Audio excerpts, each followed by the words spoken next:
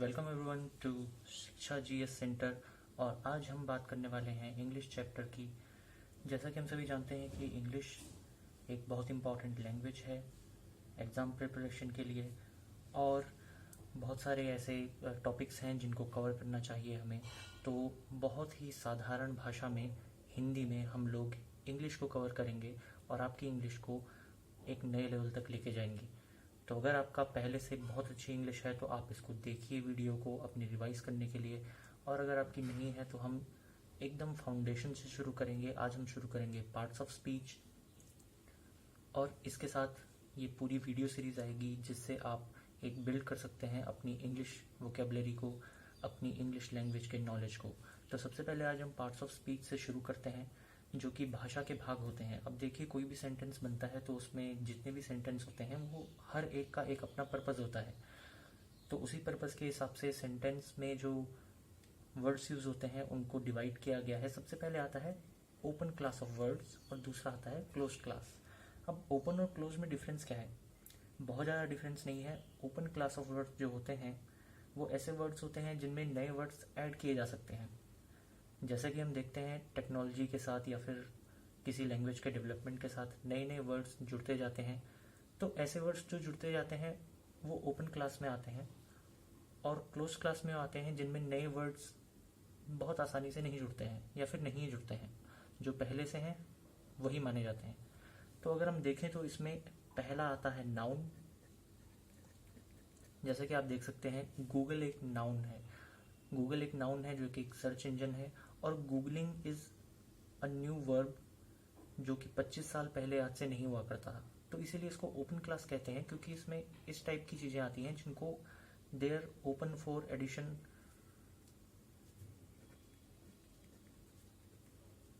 Noun, verb, इसके साथ साथ दो ऐसी चीज़ें हैं जो कि नाउन और वर्ब की विशेषता को बताती हैं, जो कि होगी हमारी एडजेक्टिव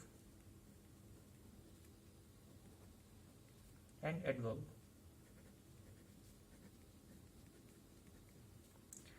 तो ये चार जो है ये हमारे ओपन क्लास ऑफ वर्ड्स में आते हैं।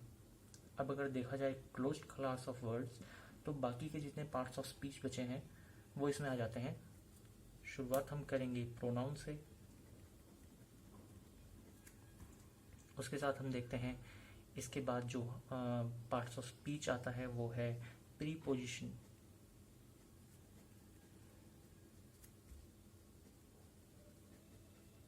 फिर आता है कंजक्शन,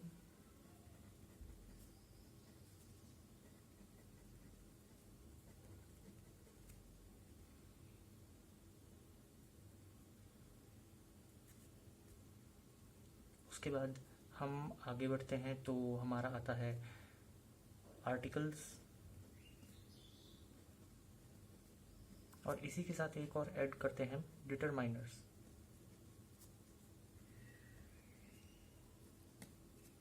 इन सभी को हम देखेंगे। आज इंट्रोडक्शन की क्लास है तो आज हम इन सभी का एक नॉर्मल इंट्रोडक्शन ले लेंगे। बहुत अधिक डीप में हमें जाने के लिए आगे वीडियोस करेंगे जिसमें हम इनके टाइप्स बताएंगे, इनके यूजेस ज़्यादा बताएंगे, लेकिन आज थोड़ा बहुत इनका इंट्रोडक्शन देख लेते हैं। और इसके साथ इनमें एक और आता है जिसे हम कहते हैं इंटरजेक्शन।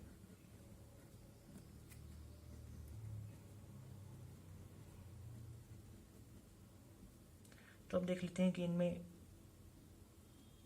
क्या क्या आता है। सबसे पहले हम शुरुआत करते हैं नाउन से। नाउन का जैसे हम जानते हैं कि कोई भी नाम हो गया, किसी पर्सन का नेम हो गया, या फिर कोई प्लेस हो गया, और कोई बुक हो गई, कोई सिटी हो गई, कोई रिवर हो गई, कोई भी चीज़ जो इन सबके नाम को बताती है वो आ जाती है नाउन। इसकी हमने बहुत सारी डेफिनेशंस तो पढ़ी हुई हैं, तो इसमें बहुत ज़्यादा जाने की ज़रूरत नहीं है। कोई एनी प्लेस, पर्सन और थिंग, ये सभी इसमें आते हैं। नाउन के भी बहुत सारे डिफरेंस होते हैं, उन सब के बारे में हम अलग वीडियो में देखेंगे। फिलहाल this is an introduction class, तो हम इंट्रोडक्शन में ही देख लेते हैं, बस इतना काफ़ी है। इसके बाद नाउन के साथ एक आ जाता है प्रोनाउन। अब ये अलग क्लास में आता है, लेकिन ये नाउन से इतना रिलेटेड है कि इसे हमें नाउन के साथ ही पढ़ लेना ज़्यादा अच्छा लगता है, ज़्यादा अच्छा होता है। तो प्रोनाउन जो भी नाउन को रिप्लेस कर सकता है किसी सेंटेंस में, ये नाउन को रिप्लेस कर लेता है। जैसे कोई लड़का है जिसका नाम मोहित है, तो उसके बदले हम ही का यूज़ कर सकते हैं, किसी लड़की के बदले शी का यूज़ कर सकते हैं। तो इस तरीके से ये जो वर्ड्स हैं ये रिप्लेस कर रहे हैं हमारे नाउन को। जैसे कि किसी ग्रुप के लिए हम दे का यूज़ कर सकते हैं, दीज का यूज़ कर सकते हैं। तो ये सभी के सभी जो वर्ड्स हैं ये हमारे नाउन को रिप्लेस कर रहे हैं, तो इनको हम प्रोनाउन कहते हैं। इसी के साथ वर्ब का हम देख सकते हैं। Verb is something that denotes action. कुछ भी काम हो रहा है उसे हम वर्ब से करेंगे। इसमें भी बहुत ज़्यादा एग्जाम्पल देने की ज़रूरत नहीं है, क्योंकि ये 3 चीज़ें तो ऐसी हैं जिनको हम सभी बहुत अच्छे से पढ़ते हैं, बहुत अच्छे से जानते हैं और सभी को इनके बारे में अच्छा खासा पता होता है। आगे चल के देखते हैं हम एडजेक्टिव।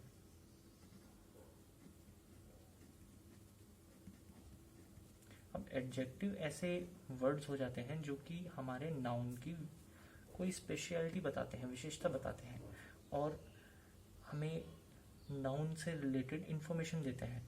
तो अगर हमें इन्हें शॉर्ट में लिखना होगा तो information about noun, they provide information about noun, simple as that. इससे एग्जाम्पल अगर बहुत ज़्यादा देखने होंगे तो हम कह सकते हैं कि जैसे car is a noun and इस कार की कोई स्पेशलिटी, कोई इंफॉर्मेशन बताने वाला कोई भी वर्ड, जैसे कि हम बोल सकते हैं कि ब्लैक कार, राइट, या फिर फास्ट कार। ये दोनों वर्ड इस कार की स्पेशलिटी बता रहे हैं। अगर हम लिखें सिटी और सिटी की कोई भी स्पेशलिटी बताने वाला वर्ड, जैसे कि हम बोल सकते हैं कि Indore is the cleanest city, है ना। तो यहाँ पे जो क्लीनेस्ट है ये इसका विशेषता बता रहा है, इसके बारे में हमें इंफॉर्मेशन प्रोवाइड कर रहा है। आगे चल के देखते हैं adverb.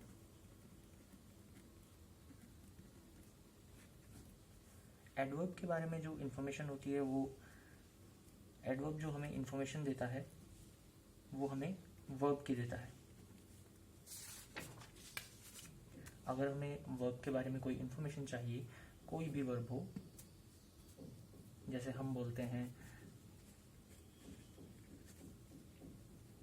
They are dancing slowly,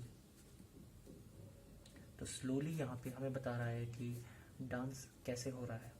तो इसीलिए this is adverb, because dancing is a verb and this is giving us information about verb.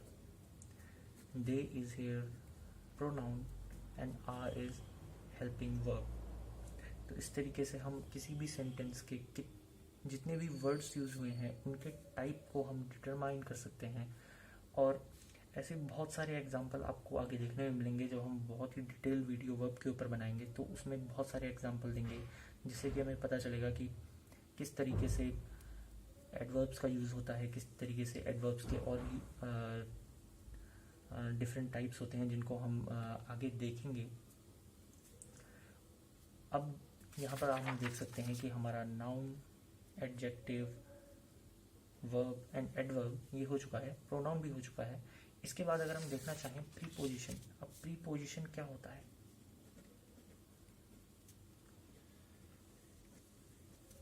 ये एक ऐसे, अब हम पार्ट में आ गए हैं विथ प्रीपोजिशन एंड कंजक्शन के, काफ़ी लोग इसमें कंफ्यूज कर जाते हैं, जबकि कंफ्यूज करने वाली कोई भी बात नहीं है। प्रीपोजिशन अगर आपको कहीं पे भी आइडेंटिफाई करना है तो आपको दो चीज़ों को देखना है।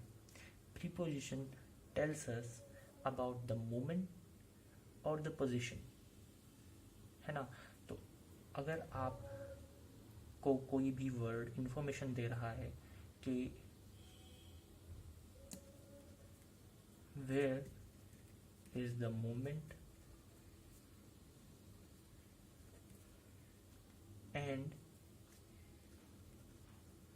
where is the placement, तो वो प्रीपोजिशन होगा। अब एग्जाम्पल के लिए अगर मैं आपको एक सेंटेंस देता हूँ, अगर कोई कहे कि Ganesh is going towards the room, तो यहाँ पे जो टुवर्ड्स एक वर्ड यहाँ पे आया है जिसका अर्थ होता है, इस पूरे सेंटेंस का अर्थ है कि गणेश कमरे की तरफ जा रहा है, कमरे की ओर। तो टुवर्ड्स का अर्थ होता है की ओर। तो ये जो टुवर्ड्स है ये हमें बता रहा है where the movement is taking place, कि हमारा जो सब्जेक्ट है वो किस ओर जा रहा है, मूवमेंट बता रहा है। तो ये हमारा यहाँ पे प्रीपोजिशन हो जाएगा। अगर हम इस वर्ड को और ज़्यादा ब्रेक डाउन करना चाहें तो Ganesh is a noun, is helping verb, going is the main verb. अब देखें कि मेन वर्ब को करने वाला कौन है, who is the doer of main verb, it is Ganesh. तो Ganesh is also subject. Subject वो होता है जो कि हमारी मेन वर्ब को करता है, इसीलिए हिंदी में हम उसे कर्ता कहते हैं, है ना।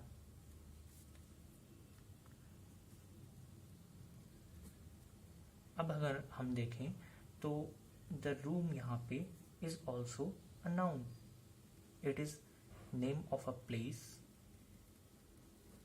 So it is a noun. लेकिन इस सेंटेंस में it is serving the purpose of an object. Object को हम हिंदी में कहते हैं कर्म। कर्म को आप क्रिया से कंफ्यूज मत कीजिएगा, क्रिया हो गई वर्ब और कर्म हो गया ऑब्जेक्ट। सेंटेंस में जो जिस वर्ड के ऊपर कोई काम हो रहा होता है that is known as object. तो रूम की ओर जा रहा है तो रूम इज ऑब्जेक्ट। लेकिन हमारा ध्यान यहाँ पे प्रीपोजिशन पे है, तो टुवर्ड्स हमें बता रहा है कि गणेश कहाँ जा रहा है, उसकी मूवमेंट बता रहा है, इसीलिए टुवर्ड्स इज प्रीपोजिशन। एक और हम इसका एग्जांपल लेंगे तो we can say he is sitting on a chair. अब अगर आप इस सेंटेंस को देखेंगे तो इसमें अ चेयर जो है दैट इज अ नाउन, और इस सेंटेंस में चेयर ऑब्जेक्ट बन जाता है। उसी तरीके से अगर हम ही को देखें तो pronoun is helping noun, sitting हमारी मेन वर्ब हो जाती है, और जो ही है प्रोनाउन ये सब्जेक्ट इस सेंटेंस का है क्योंकि ये काम कर रहा है।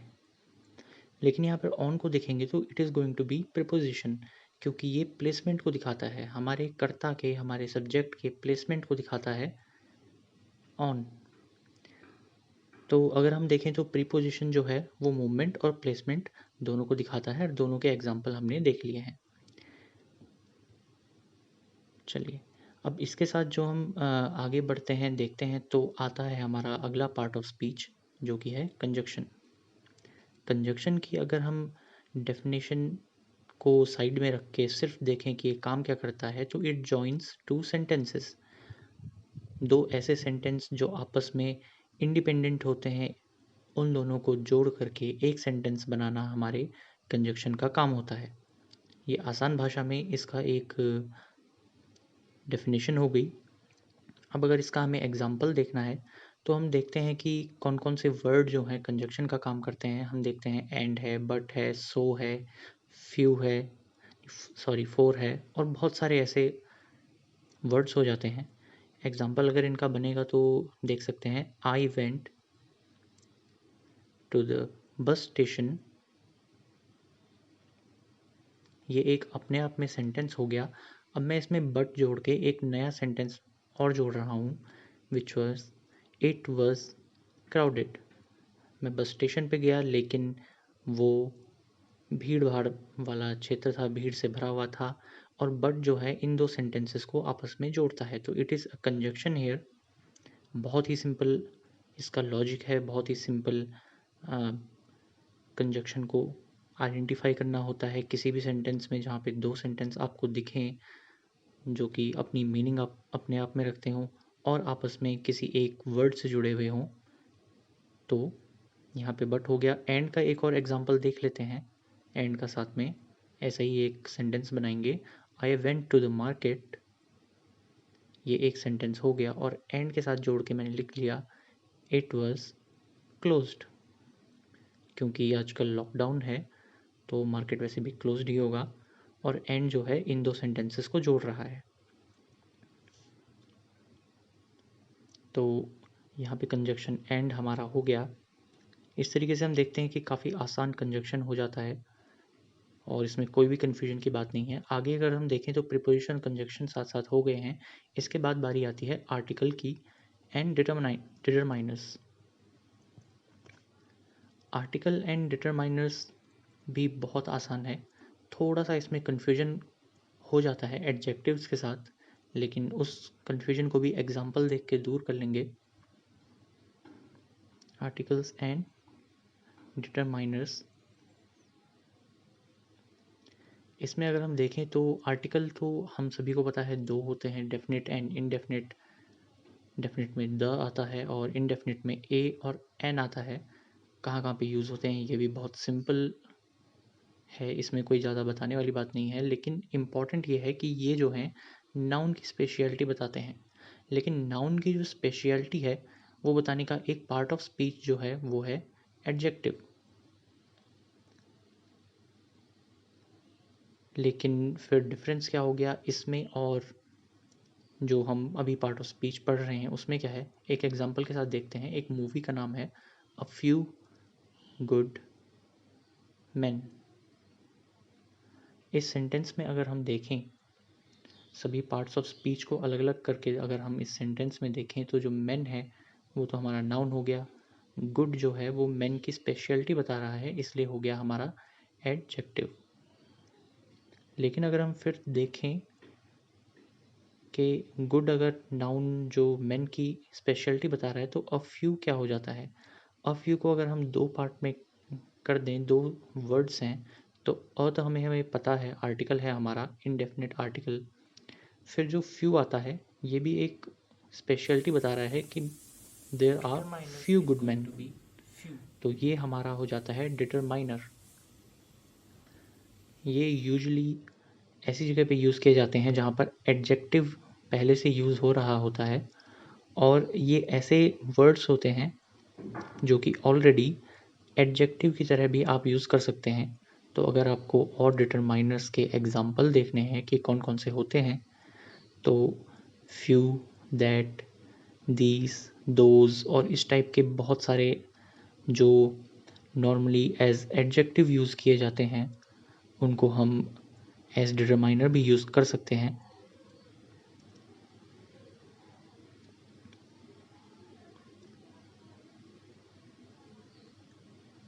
इसके बाद अगर हम आगे देखें तो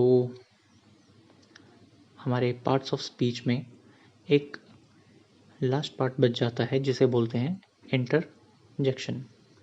इंटरजेक्शन एक ऐसा पार्ट ऑफ स्पीच है जो कि इंडिपेंडेंटली भी यूज़ होता है और सेंटेंस के साथ भी यूज़ होता है और ये ऐसा है जो हमें हमारी फीलिंग्स को शो करने में बहुत हेल्प करता है। देखिए अगर जब भी आप नोट्स बनाते हैं तो कुछ ऐसे वर्ड्स को याद कर लीजिए जो कि उससे एसोसिएट होते हैं। जैसे कि देख लीजिए फीलिंग्स इससे एसोसिएट होता है, जैसे हुर्रे एक वर्ड हो गया और वो एक वर्ड हो गया जहाँ पे सरप्राइज़ हमें फील होता है या फिर खुशी बहुत फील होती है। तो इनको हम इंडिपेंडेंटली सिर्फ एक वर्ड की तरह यूज़ कर सकते हैं और सेंटेंस के साथ भी हम इन्हें यूज़ कर सकते हैं। इसमें बहुत अधिक होता नहीं है। इस तरीके के वर्ड्स आपने देखे होंगे अलग अलग सेंटेंसेस में कभी कभी यूज़ होते हैं। तो इंटरजेक्शंस हमारा इतना ही है, इसमें बहुत अधिक ज़्यादा कुछ इम्पोर्टेंट है नहीं। इसके बाद अगर हम देखें तो पार्ट्स ऑफ स्पीच यहाँ पे टोटल 9 पार्ट्स ऑफ स्पीच हमने देखे हैं। कई सारी जगह पर आपको 8 मिलेंगे जहाँ पे आर्टिकल्स और डिटरमाइनर्स को अलग से करके नहीं पढ़ा जाता है, लेकिन दे आर ऑल्सो इम्पॉर्टेंट। तो यहाँ पे 9 पार्ट्स ऑफ स्पीच आ गए हैं और ये हमारा सिर्फ एक इंट्रोडक्शन था पार्ट्स ऑफ स्पीच का। इसके बाद आगे हम इन सभी के अलग अलग वीडियो बनाएंगे जिसमें हम इनको आगे भी एक्सप्लेन करेंगे, एग्जाम्पल्स देखेंगे और इंग्लिश के ऊपर अच्छी खासी एक सीरीज़ आने वाली है जिसमें कि हम इम्पोर्टेंट रखेंगे ट्रांसलेशन को, जिसमें हम ट्रांसलेशन में सबसे पहले टेंस पढ़ेंगे, फिर एक्टिव पैसिव वॉइस जो होती है उनको कैसे कन्वर्ट करते हैं वो पढ़ेंगे, डायरेक्ट एंड इनडायरेक्ट स्पीच पढ़ेंगे, उनको कैसे कन्वर्ट किया जाता है, क्या क्या रूल्स होते हैं। बहुत इंपॉर्टेंट होता है कंपटीशन में जहाँ पे फिल इन द ब्लैंक्स करना होता है और यूजुअली वर्ब की फॉर्म होती है। तो चलिए ऐसे वीडियो आगे आते जाएंगे, आप सब्सक्राइब कर दीजिए और चैनल को देखते रहिए।